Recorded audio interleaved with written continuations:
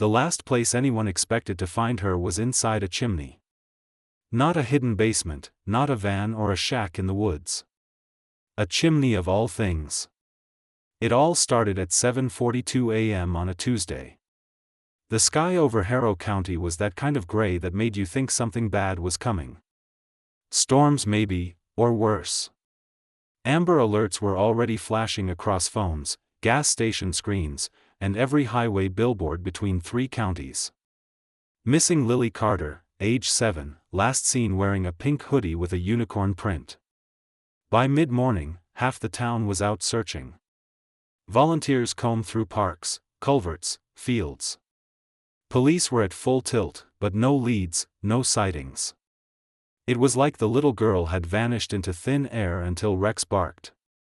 Detective Sarah Blake was already 3 cups of coffee into her morning and on little sleep when she pulled into the cul-de-sac near Oak Ridge Lane. Her K-9 partner, Rex, a 5-year-old German Shepherd, sat upright in the back seat of the cruiser, panting with quiet focus. He always knew when something was off. Some dogs barked at squirrels. Rex barked at ghosts, real ones, the kind that leave behind silence and fingerprints. Sarah had worked with Rex for 3 years. Together, they'd found runaway teens, tracked fugitives, and once even uncovered a stash of cash and fentanyl inside a snowman.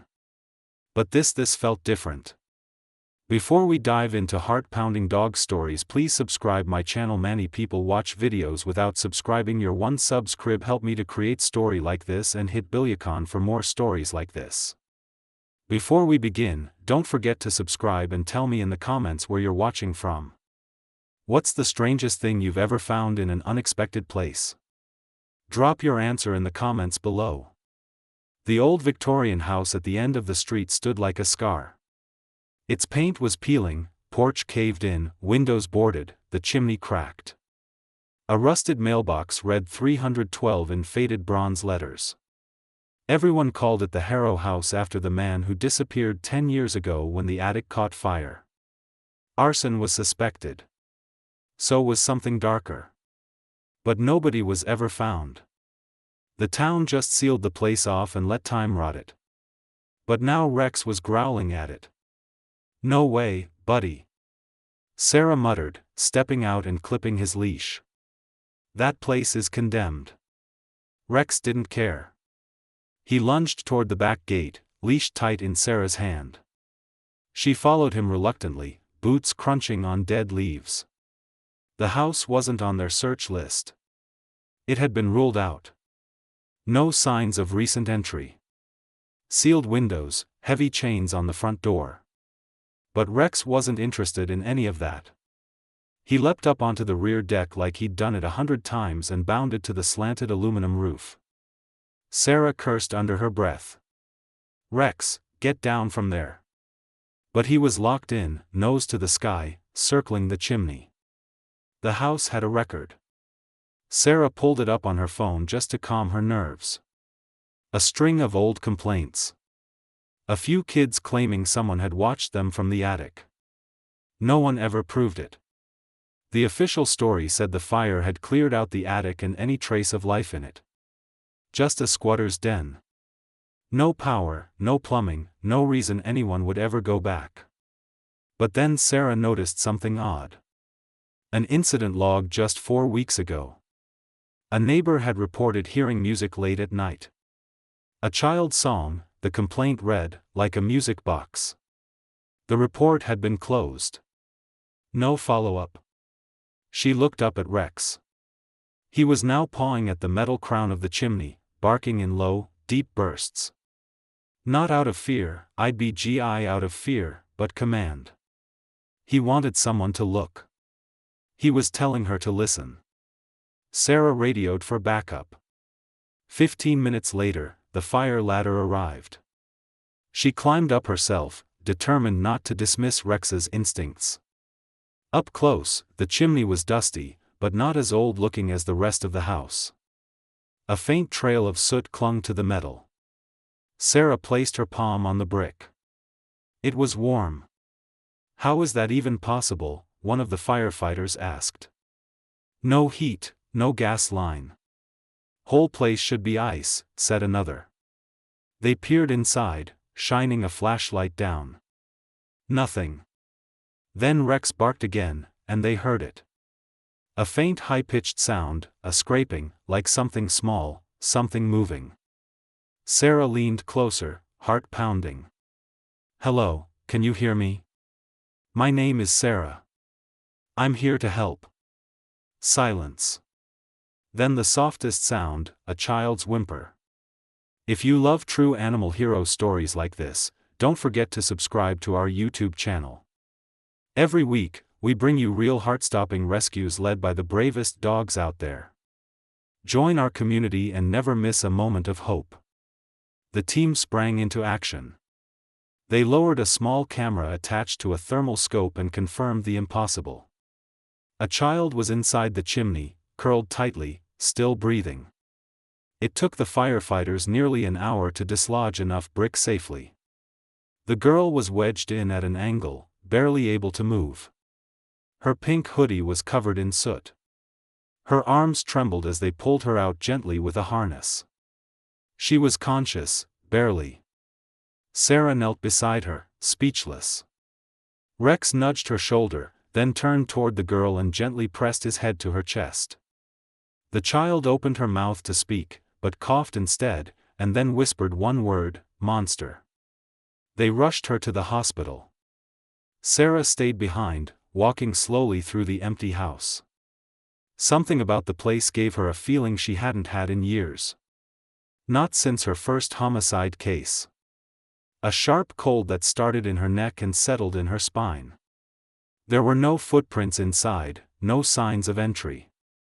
The fireplace had been sealed from the outside. She walked to the edge of the chimney and saw a half-burned rope dangling from a rafter just beneath the roof line. Whoever did this had planned it not to kill, to hide. But why there? Why in a chimney that no one in their right mind would ever look into? She turned back toward Rex, who was now sitting perfectly still on the porch, ears high, eyes forward, waiting as if whatever was hidden in that house wasn't quite done revealing itself. The hospital room was too bright for Lily Carter's fragile eyes. Her small frame lay still under white sheets, her hands clasped tightly around a soot-covered music box, the latch barely holding it closed. She hadn't let go of it since the rescue.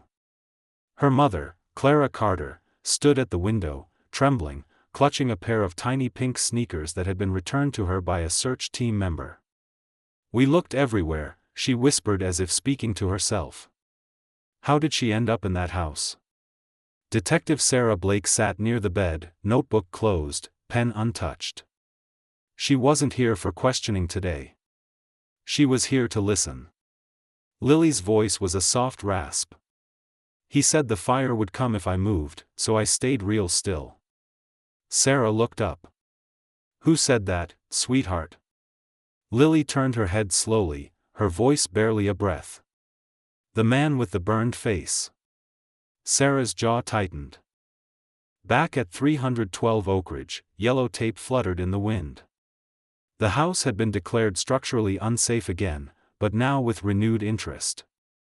A fresh forensic team scanned every inch of the property. Drones hovered. Cadaver dogs circled, but no one could figure out how the girl got into the chimney. The flue was too narrow for any adult to push her in from above. The fireplace had been sealed shut with mortar from the outside.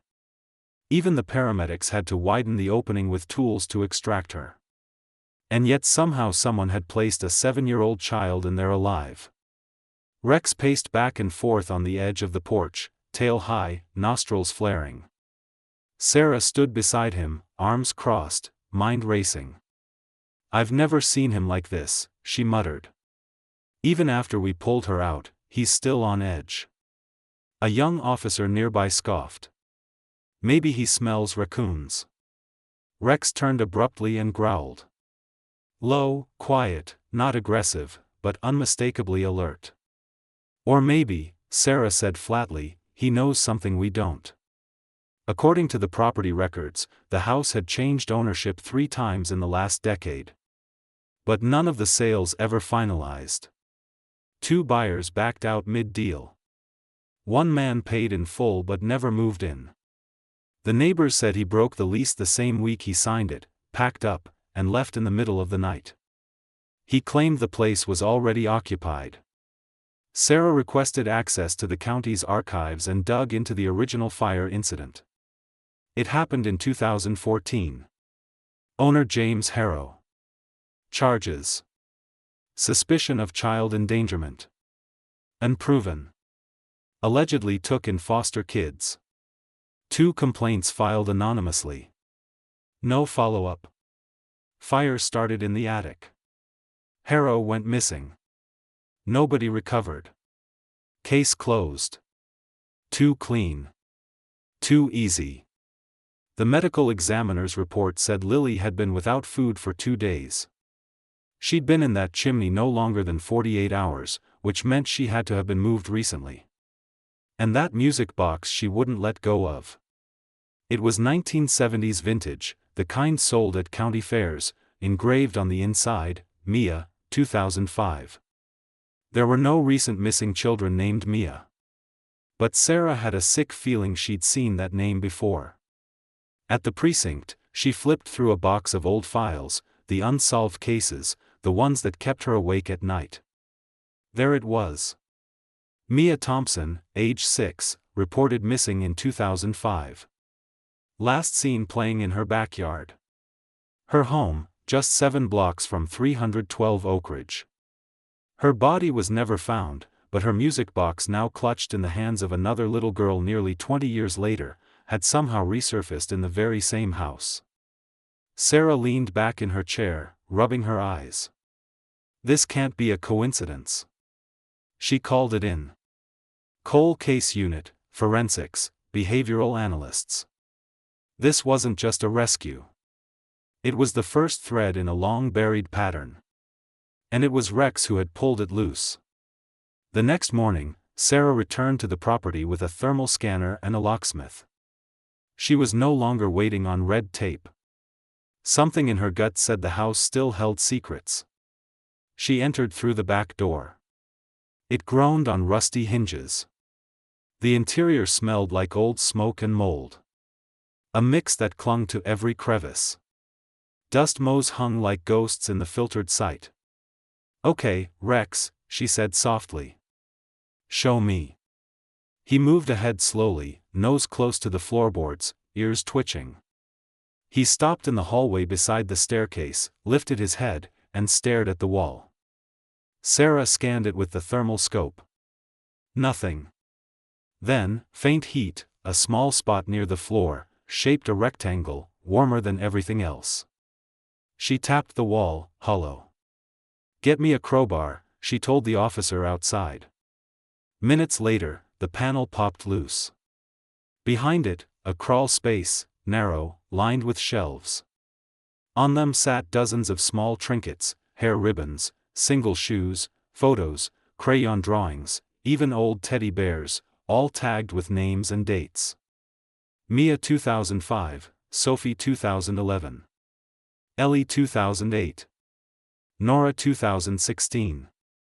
And now at the end of the shelf, the most recent tag, Lily 2025. Sarah stood frozen, her pulse thudded in her ears. This wasn't just a kidnapping. It was a collection. Back at the hospital, Lily was talking a little more gently, slowly. Her voice never rose above a whisper. "He said, I had to stay quiet or else I'd burn like the others." Sarah swallowed hard. "Did he hurt you?" "No," Lily said, "but he didn't like the singing." "The singing?" Lily opened the music box. A soft lullaby played a familiar tune. Mia sang it. "I heard her sometimes in the walls." Sarah blinked. "You heard her?" The girl nodded. "She told me not to be afraid, but I think she's gone now." Later that night, Sarah sat in her cruiser with Rex. The weight of everything sat heavy on her chest. "Whoever did this," she said aloud, "has been doing it for a long, long time." She looked over at Rex, who now rested quietly with his head on her lap. His job for today was done, but his eyes remained open, watching the house across the street.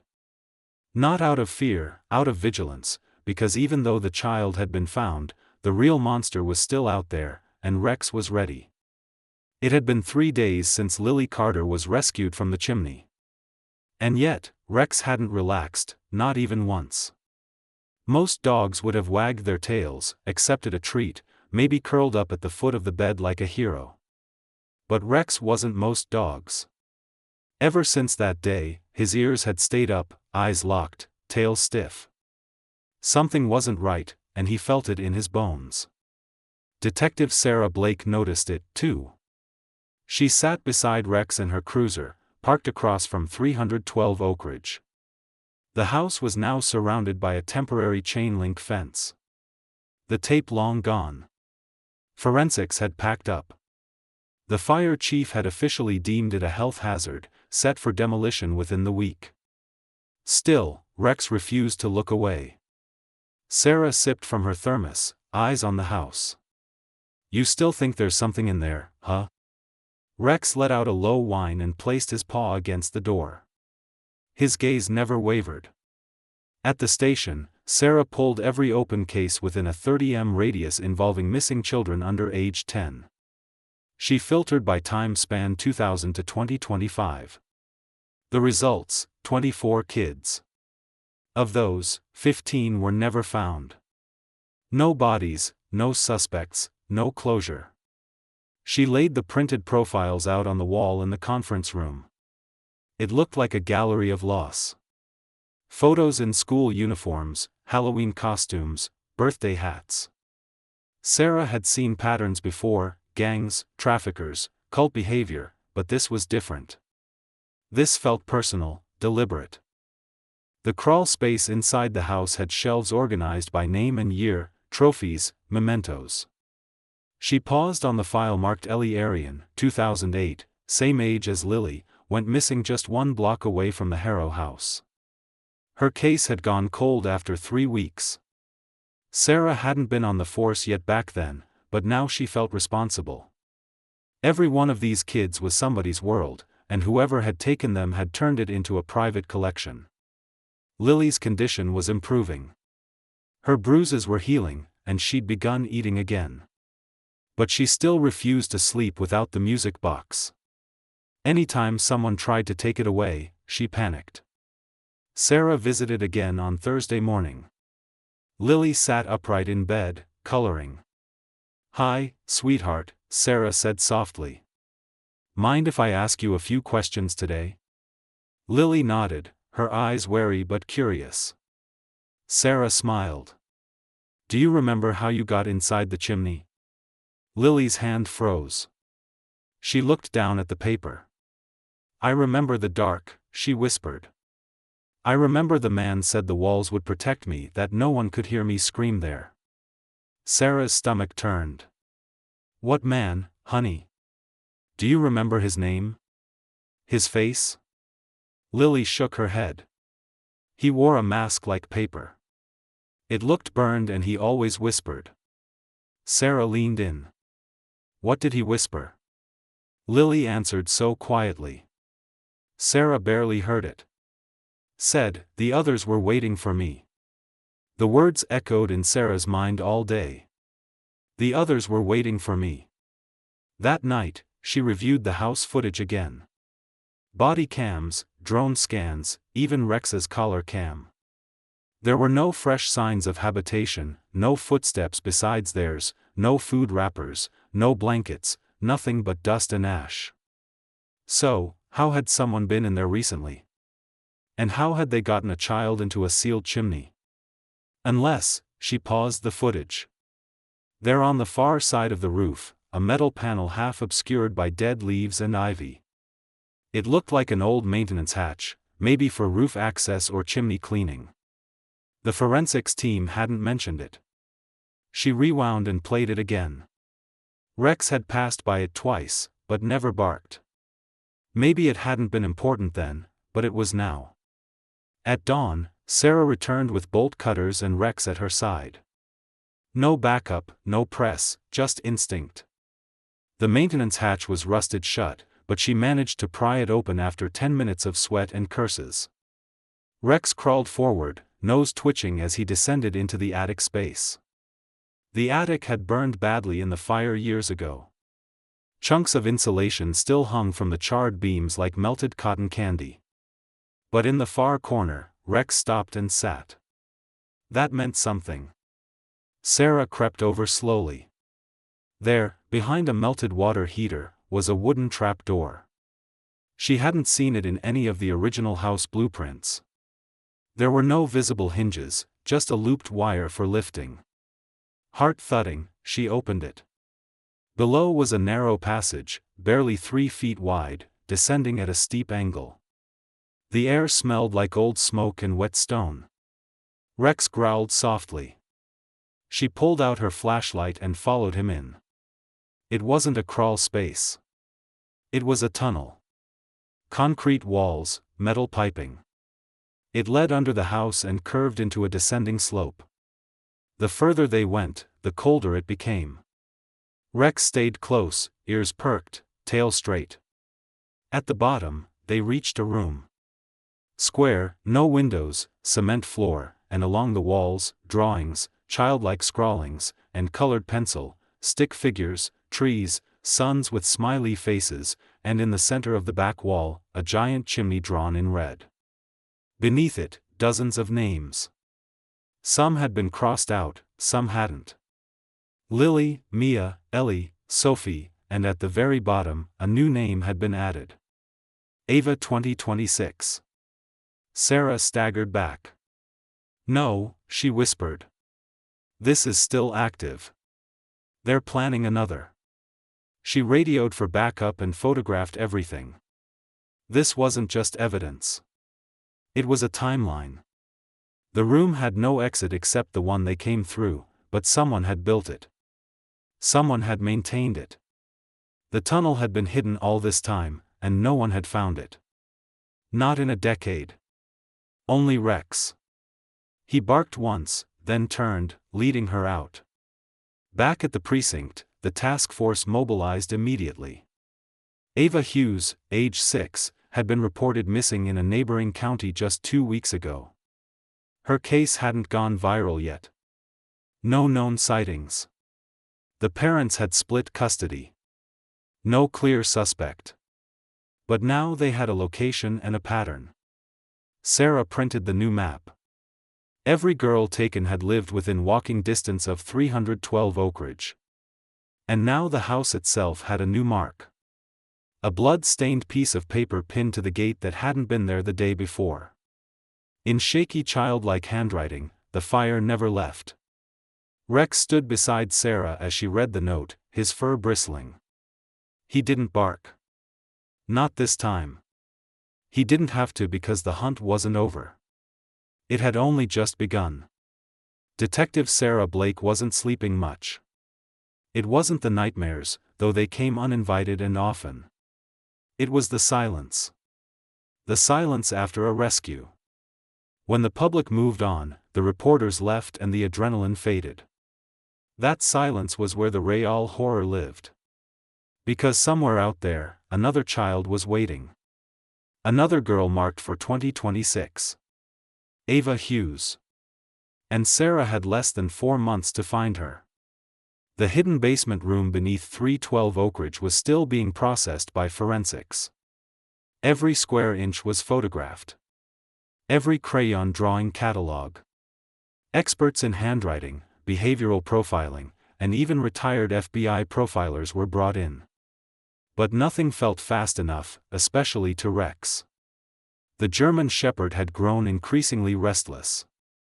When Sarah walked him through the station's rear parking lot, he sniffed every cruiser, every tire, every vent like he expected something or someone to be hiding nearby. "Easy, boy," she whispered, patting his side. "I know. I feel it, too." Back at her apartment, Sarah spread out the files across her dining room table. She'd abandoned sleep for good reason. All of the missing girls had one detail in common. Each had been reported missing during the week of Halloween. Different years, different counties, but always October. Ava's photo stared up at her from a coffee-stained page. Blonde, freckles, big green eyes that didn't blink evenly. Her mother, Ellen Hughes, had reported her missing from a rest stop on Route 7. No signs of struggle, no camera footage, no suspects. Sarah flipped to a new page, her eyes locked onto a photo of the Harrow house taken in 2014, right after the attic fire. There in the upper corner of the image, half melted from smoke damage, was something she hadn't noticed before. A mural painted on the attic wall, childish stick figures holding hands around what looked like a fireplace. And above them, written in red, "Shoo, they sleep in the flue." By morning, Sarah was back at the precinct. She called in a contact from the Department of Children and Family Services, a woman named Laura Deacon, who had investigated foster placements for decades. Sarah spread out the photos, the names, the locations. "Every girl that disappeared lived within 10 miles of this house," she said. "And every one of them had some connection to social services, foster care, relocation, custody battles." Laura nodded grimly. "I remember some of these names. Ellie, Sophie, Mia." Sarah raised an eyebrow. "You do?" "I was the assigned case worker for 2 of them." Laura admitted they were in and out of the system, reported abuse, disappeared before we could relocate them. "I raised hell, got nowhere." She slid a manila folder across the table. "And here's the worst part. Every one of those kids was at one point approved for temporary emergency placement by a private foster provider, registered under a shell entity called Hearth and Hollow." Sarah's blood went cold. "Hearth like Chimney Hearth?" Laura nodded. "They were real slick. Claimed to be a faith-based nonprofit. Low overhead, quick placements, but the paperwork always vague. No audits, no photos, just checkboxes marked delivered. Like the kids were packages." Sarah clenched her fists. "And no one shut them down." "They dissolved in 2015, Laura said softly. "Right after the Harrow fire." Sarah returned to 312 Oak Ridge that afternoon with one thing on her mind. There had to be someone else involved. No way. One man did all this. Harrow may have been the original monster, but someone had continued his work. Someone who had access, a name on a form, a badge, maybe even a neighbor. She walked through the house again, this time slower, more deliberately. Rex padded beside her, silent, watchful. The attic was sealed now, but Sarah had a key. She stepped inside, flashlight sweeping the room. The charred mural was still there, but now something else caught her eye. A single wooden chair, recently placed, not scorched, not dusty, like it had been added in the last month. She crouched beside it. On the floor beneath it was a child's bracelet, plastic beads, one name spelled out in colorful letters, AVAN. That night, Sarah sat in her car watching an old security tape Laura had helped retrieve from a state database. It was shaky, low-res, timestamped October 30, 2014. A caseworker's office.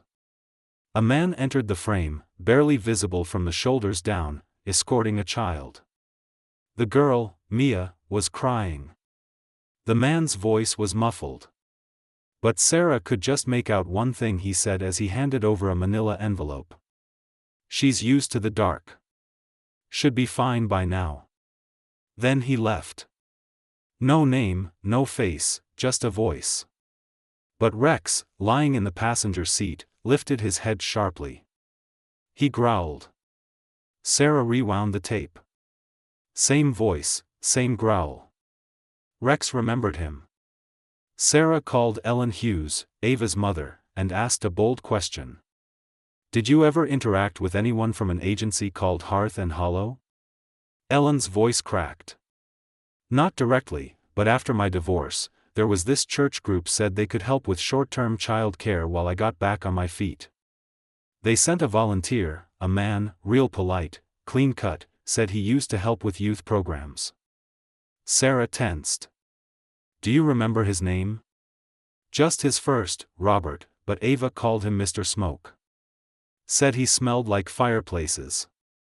The next day, Sarah and Rex followed a lead to a rural address once linked to the Hearth and Hollow nonprofit, a former retreat center deep in the woods outside Fairview.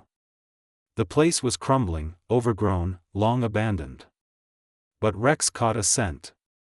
He darted across the gravel drive and toward a small tool shed behind the main lodge. He barked once, then again, clawed at the door. Sarah kicked it open. Inside, dust, broken tools, spiderwebs, and in the corner, a trap door. Her heart dropped. "No," she whispered. She opened it.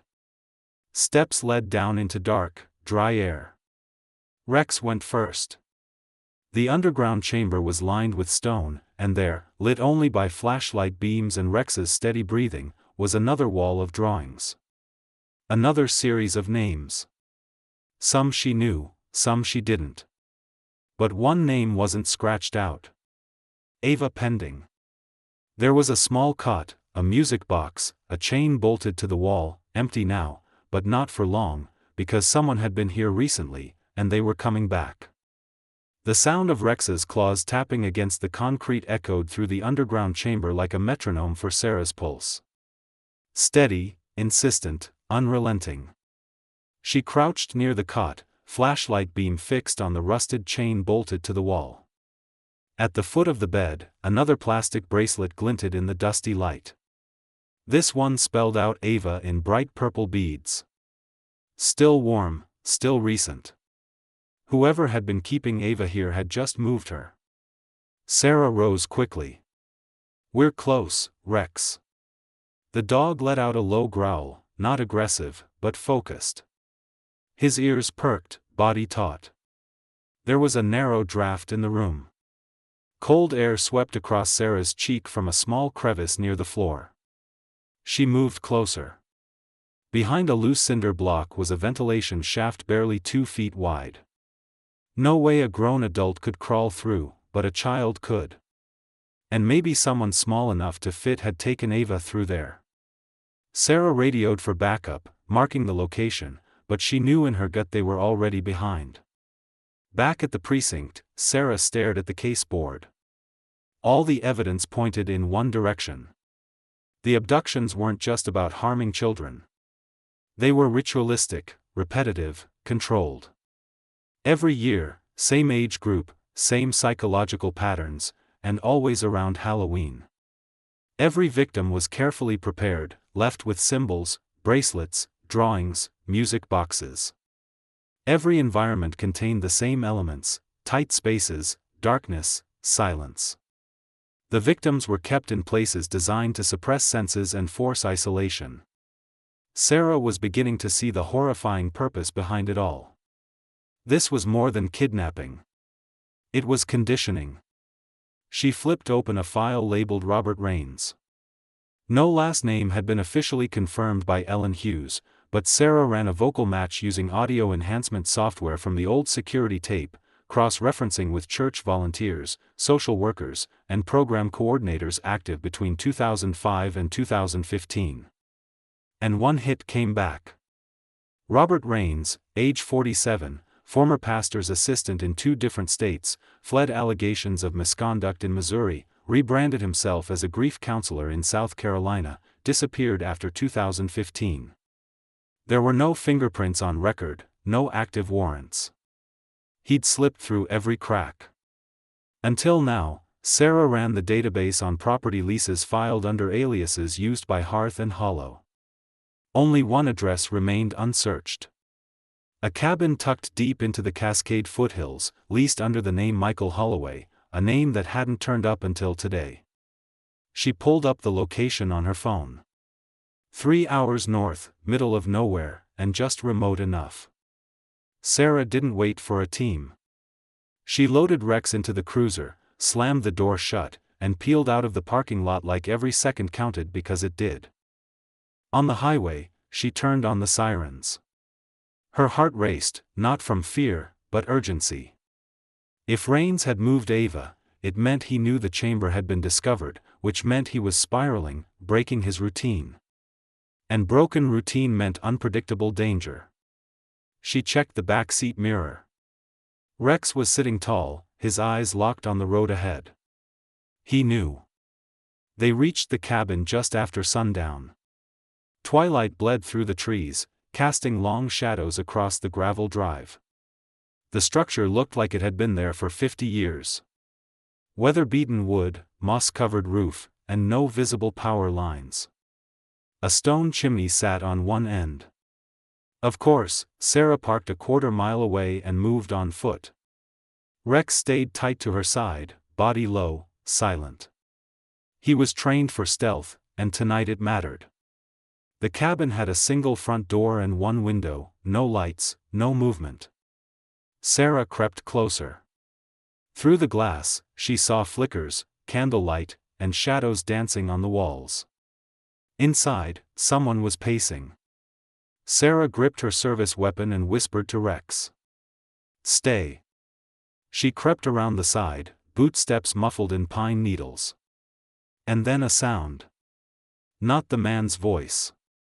A child's whimper. She froze. The window on the far side was cracked open. Just enough for a breeze. Just enough for sound. "Ava," she whispered through the gap. The crying stopped, then a whisper in return. "He said I'd go in the fire next." Sarah's blood went cold. She pressed her lips to the opening. "It's okay. My name is Sarah. I'm here with Rex. We're going to get you out." Behind her, Rex let out a soft growl. He was staring at the front of the cabin. Footsteps. Someone was coming outside. Sarah pulled back fast, crouching behind a stack of chopped wood. The door creaked open. A man stepped out, tall, lean, shoulders squared like he'd been rehearsing how to look harmless. His face was partially obscured by a scarf, but it was him. The same voice, same gait, same ritualistic quiet. Robert Raines. He lit a cigarette with shaking hands. Sarah moved silently around the cabin's edge, staying out of view. And then Rex made his move.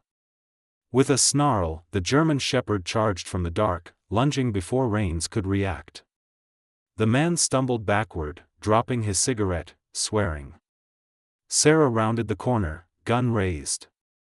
Hands in the air now. Raines turned slowly, hands up, but he was smiling. "That dog," he said, "always ruins the quiet." Sarah cuffed him hard, adrenaline pumping, but her focus shifted immediately. She kicked down the cabin door and rushed inside. In the corner, Ava, dirty, shaking, wrapped in a faded blanket. Her hands were bound, but her eyes were wide with recognition. Rex ran in behind Sarah and stopped just feet away.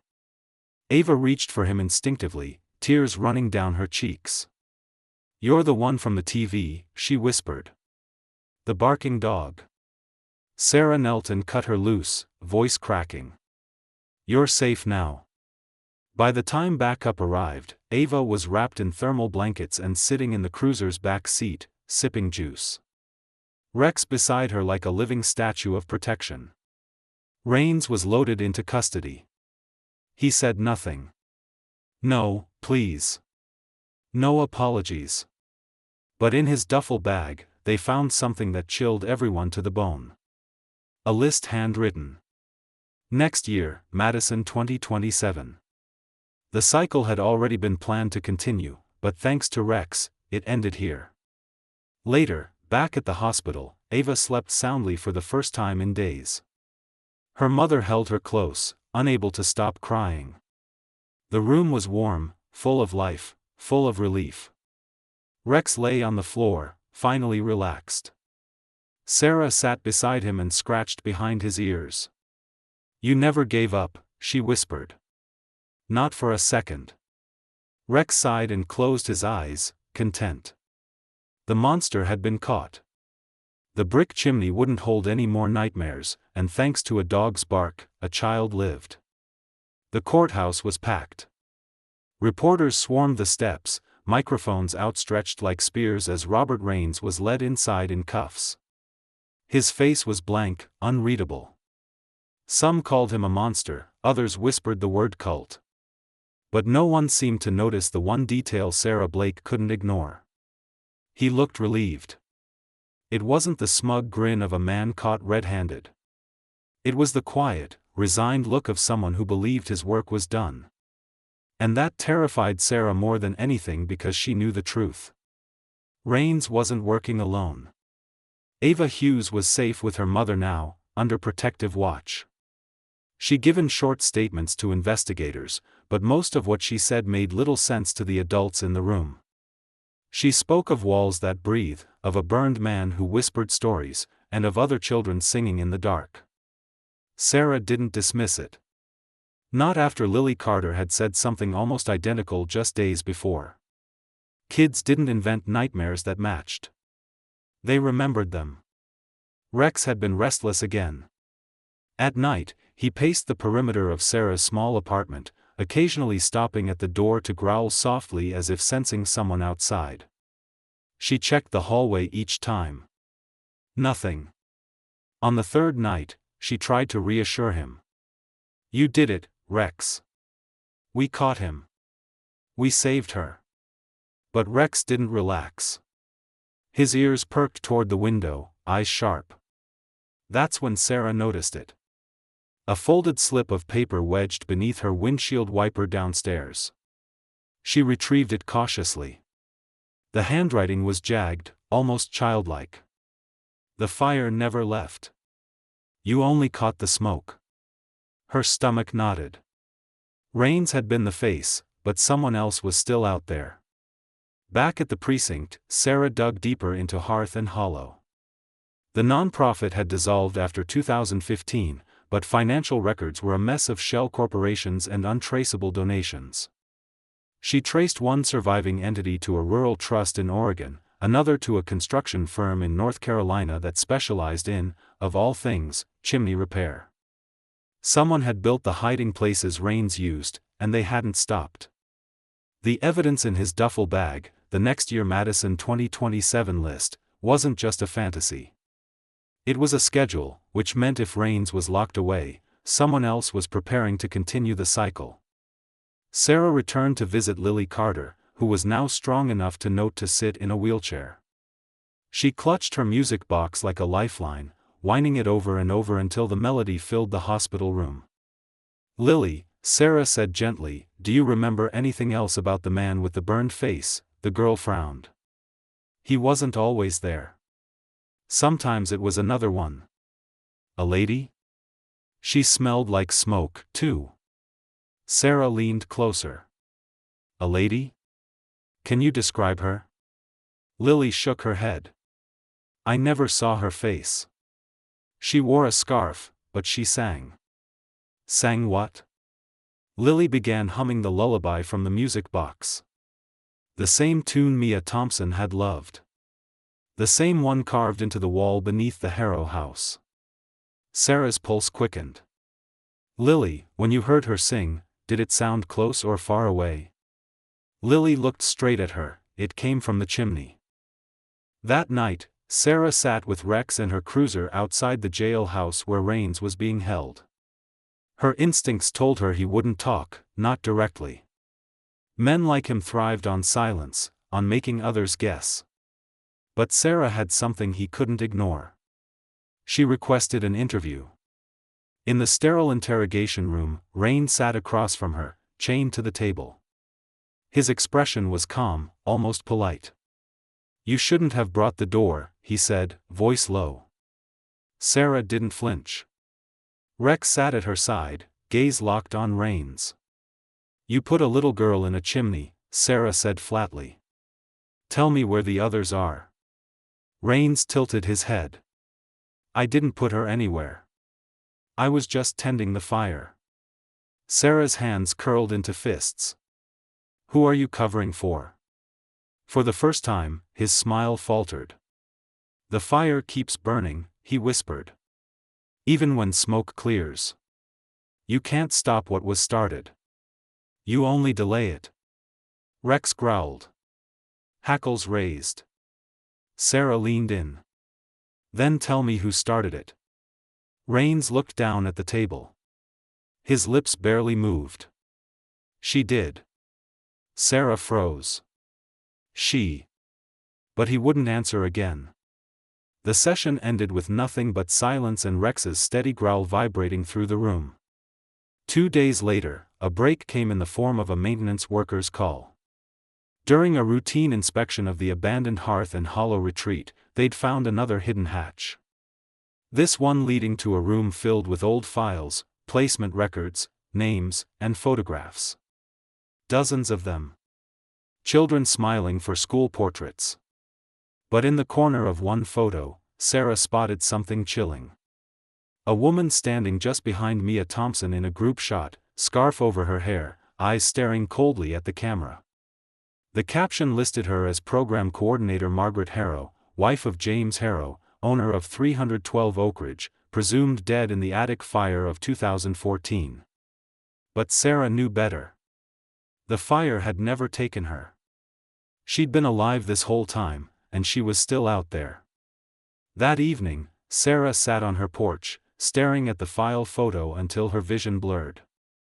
Rex rested at her feet, but his ears twitched at every noise in the street.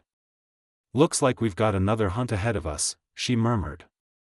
She reached down, stroking the fur between his ears.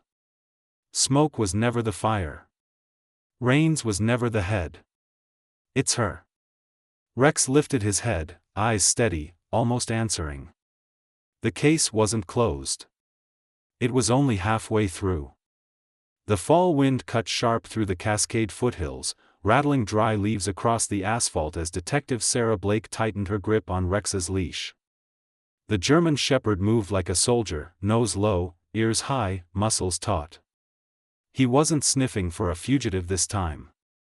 He was chasing something older, darker. The truth. For weeks, Sarah had pored through files tying Margaret Harrow, the woman everyone thought had died in the attic fire of 2014. To Hearth Hollow and the missing children. Every scrap of evidence pointed to one thing. Robert Rains hadn't been the mastermind. He was the errand boy. The true fire belonged to her. And now, with Rex at her side, Sarah stood outside the last property tied to Margaret's name. A secluded farmhouse 30 miles north of Fairview. The mailbox was rusted, the shutters broken, but faint light pulsed behind the curtains. Someone was home. Inside the farmhouse, time seemed frozen. The furniture looked decades old, covered in white sheets, dust coated everything except for a single room at the back of the house. That door was clean, recently used. Rex stopped at it, nose pressing against the crack, and gave a sharp bark. Sarah steadied her pistol, hard hammering. She shoved the door open. The smell hit her first. Smoke, soot, the faint metallic tang of old fire. The room was small, square, and terrifyingly familiar. Brick walls, a fireplace, a chimney flue wide enough for a child, and taped across the mantel, photographs of every missing girl in the last 20 years. Lily, Mia, Ellie, Ava, each name scrolled in red marker beneath their picture. And in the center, an empty frame.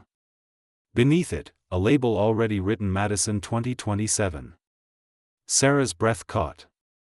She's alive. She's still planning. Rex growled low, head snapping toward the window. Sarah turned just in time to see the silhouette of a woman outside, scarf wrapped around her hair, moving swiftly toward the tree-in. "Rex with me." They bolted out the back door. The forest swallowed her figure quickly, but Rex needed no flashlight. He locked onto the scent and tore after her, Sarah fighting to keep pace as branches clawed at her arms. Margaret Harrow moved faster than Sarah expected for a woman in her 60s. She darted between trees, nimble like she'd run this path before. Sarah raised her voice. "Stop. Police." The woman didn't slow. Rex surged ahead, closing the distance. Margaret glanced back, eyes flashing with something between fear and fury. She carried no weapon, only a small metal box clutched to her chest. Sarah's lungs burned as she chased them deeper into the woods. Finally, Rex leapt, tackling Margaret to the ground. She fought like a cornered animal, clawing at the dirt, shrieking. Sarah yanked the box from her hands and snapped cuffs around her wrists. The woman spat, eyes wild. "You don't understand. The fire never dies. You've only chained me. There will be others." Sarah held her gaze. "Not anymore." Back at the farmhouse, the box revealed its horror. Inside were more trinkets, beads, music boxes, tiny shoes, and one item that chilled Sarah most, a fresh list with more names. Not just Madison. 3 others. Margaret Harrow hadn't been acting alone either. She was part of something bigger. But tonight, at least, the chain was broken. 2 weeks later, the courtroom was hushed as Margaret was let in. Survivors' families filled the gallery, faces etched with pain and defiance. Lily and Ava's parents sat together, hands clasped tight. Margaret never looked up, but Sarah did. And in that moment, she wasn't thinking about trials or sentences. She was thinking about Rex, lying at her feet, steady as stone, because Rex had been the one to bark when everyone else doubted. The one to climb the rooftop, to sniff out the hidden tunnels, to growl at voices no one else believed were dangerous. Rex had seen what people refused to see, and because of him, children were alive. That night, Sarah visited Lily and Ava one last time before heading home. The girls were coloring together in the hospital's recreation room, crayons scattered across the table. Lily's unicorn hoodie was clean again. Ava wore a bracelet that spelled out her own name, not one given to her by captors, but one her mom had made for her at the craft store. They both looked up when Rex padded in. "Rex," they cried, running to hug him. The German shepherd sat calmly, tail sweeping the floor, tongue out in a rare moment of ease. Sarah's throat tightened. She didn't cry often, not in front of others. But this time, she let the tears come because this was what survival looked like, because sometimes the bark really did save lives. Later, driving home, Sarah rolled down the window and let the cold autumn air whip through her car. Rex rested his head on her shoulder from the back seat, eyes half closed. The case wasn't over, not fully. More names still lingered in shadows. But for tonight, the fire was out. And tomorrow, when the smoke rose again somewhere in America, she knew Rex would be ready. Thank you so much for following this journey with us. Stories like this remind us of the courage, loyalty, and instinct our K9 partners bring into the darkest of situations. Without Rex, Lily, and Ava might never have been found. Now, I want to hear from you. Do you believe dogs can sense danger long before humans do? Share your thoughts in the comments below and don't forget to subscribe so you never miss the next story of bravery. And if you were the detective in this story, would you feel closure after saving the girls or keep investigating the larger network? Let me know your answer in the comment box below.